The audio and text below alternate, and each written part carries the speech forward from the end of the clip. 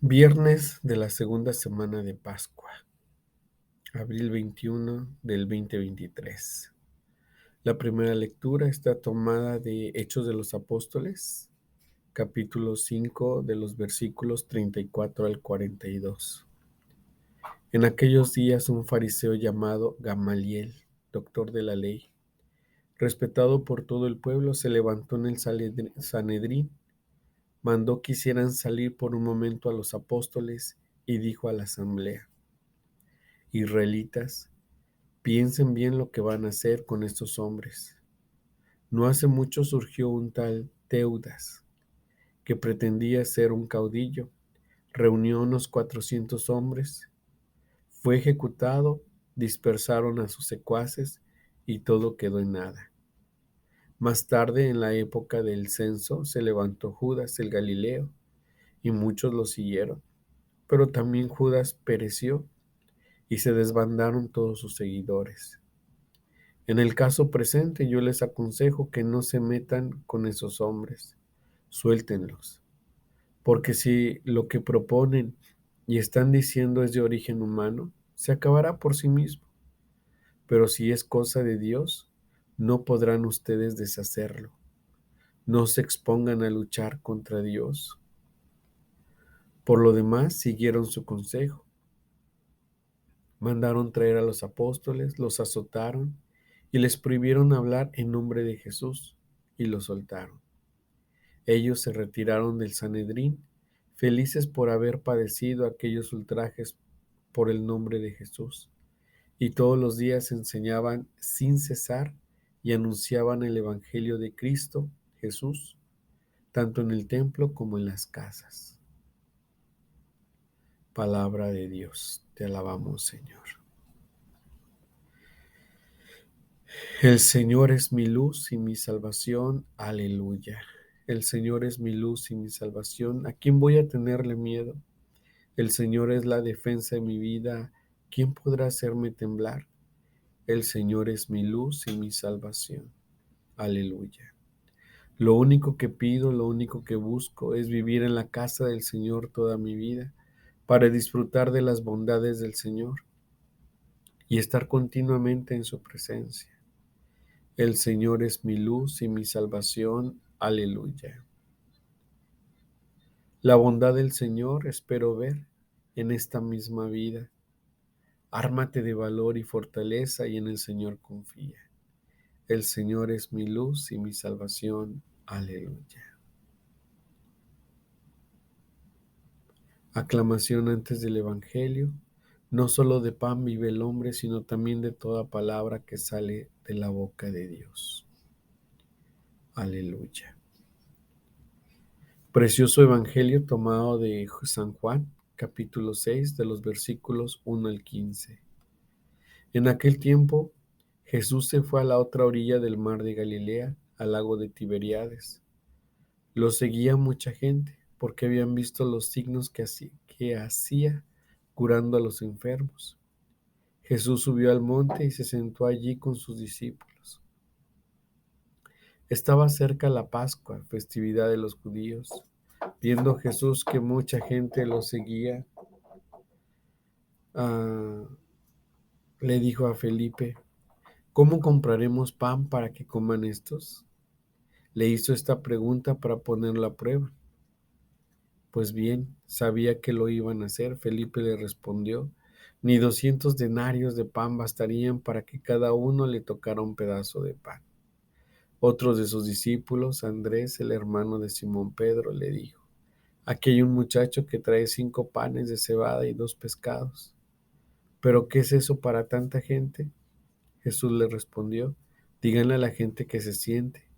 En aquel lugar había mucha hierba. Todos pues se sentaron ahí, y tan solo los hombres eran unos 5,000. Enseguida tomó Jesús los panes y después de dar gracias a Dios, se los fue repartiendo a los que se habían sentado a comer. Igualmente les fue dando de los pescados todo lo que quisieron. Después de que todos se saciaron, dijo a sus discípulos: recojan los pedazos sobrantes para que no se desperdicien. Los recogieron y con los pedazos que sobraron de los 5 panes llenaron 12 canastos. Entonces la gente, al ver el signo que Jesús había hecho, decía: Este en verdad, este es en verdad el profeta que habría de venir al mundo. Pero Jesús, sabiendo que iban a llevárselo para proclamarlo rey, se retiró de nuevo a la montaña él solo.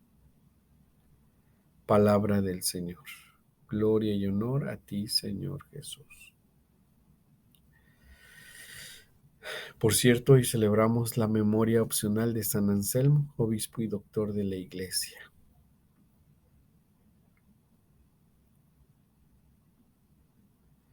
Bueno, pues en este viernes la palabra de Dios nos invita a reflexionar acerca de lo que Dios hace en nuestra vida. Cuando nosotros permitimos que Dios actúe, Dios se hace presente. Cuando nosotros cerramos nuestro corazón, es difícil. Es difícil porque Dios no nos obliga. Si hay una de las cosas maravillosas, maravillosas de Dios, es que Dios no nos obliga. Todo lo que nosotros hagamos, todo lo que nosotros dispongamos, es por nuestra propia voluntad. Pero no es porque Dios nos diga, a fuerzas tienes que hacerlo. Porque ahora sí, como más de una ocasión he escuchado esa frase y yo creo que tiene mucho sentido. Dios es todo un caballero. Dios es todo un caballero. Y un caballero permite, un caballero es educado, un caballero da la oportunidad. Y Dios es un caballero para nosotros. Por eso las cosas que nosotros podamos experimentar a través de Él, pues es por esa libertad, es por ese amor, es por esa confianza que puede haber entre Dios y nosotros. Por eso el mismo Gamaliel, iluminado por el Espíritu Santo y seguido también por la lógica humana, ¿verdad? Bueno, hay que entender y hay que estar abierto a las cosas de Dios. Les dijo a sus compañeros, si es de Dios, pues es de Dios. Y cuando es de Dios, ¿quién lo va a detener? Cuando no es de Dios, no se va a dar, ¿verdad? Y solito se va a terminar. Y precisamente a partir de esa experiencia, yo recuerdo que en muchas cosas que he tenido con la comunidad, siempre les he dicho esa frase: si esto es de Dios, se hará.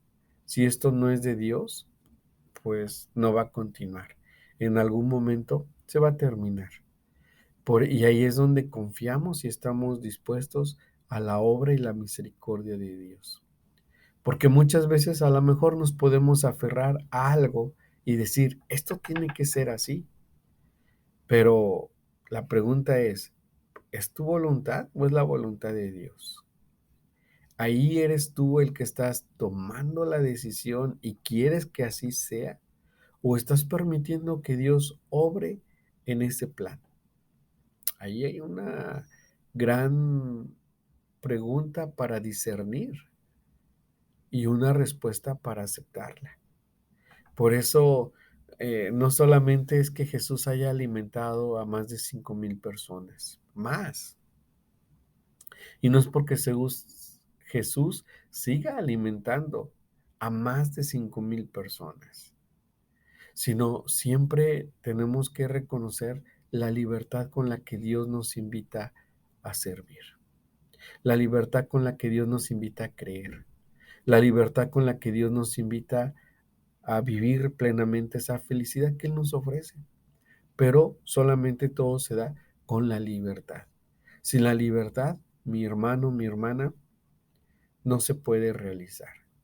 Muchas cosas, tal vez tengamos proyectos, tal vez tengamos metas, tal vez tengamos planes, pero si no bajo la libertad en Dios, no será posible. no es difícil que pueda realizar, porque la voluntad de Dios y nuestra voluntad se acoplan, se juntan, se entienden, se someten una a otra, pero con libertad, no obligando las cosas como tienen que ser. Y termino tal vez pensando en ese ejemplo cuando una persona dice que tiene un don, que tiene una gracia con la que puede hacer algo y le dice a otra persona, sana, sana, yo te lo mando en el nombre de Jesús, sana. Y cree que con la autoridad de Jesús aparentemente, que no es la autoridad de Jesús, es la autoridad de esa persona, va a sanar esa persona. Y esas cosas no son así. ¿Por qué? Porque está la libertad. Dios nos da la libertad, pero también Dios goza de su libertad. Señor, si tú quieres sanar, sánala. Si es tu voluntad que sane esta persona, que sane. Pero que no sea nuestra voluntad, sino la tuya. Pero nuestra voluntad está sumisa a su voluntad. Y la voluntad de Dios está sumisa a nuestra voluntad. Es decir, es el perfecto orden. Es la gracia cuando se derrama. Pero no puede ser obligar a Dios a que sane a la persona, ¿verdad? Porque nosotros lo mandamos. Yo te lo mando. En el nombre de Jesús sana. No. O sea, hay que saber la circunstancia, hay que saber el motivo, pero no puede ser que nosotros obliguemos la circunstancia, que nosotros empujemos la circunstancia, no. Siempre tiene que estar la voluntad de Dios.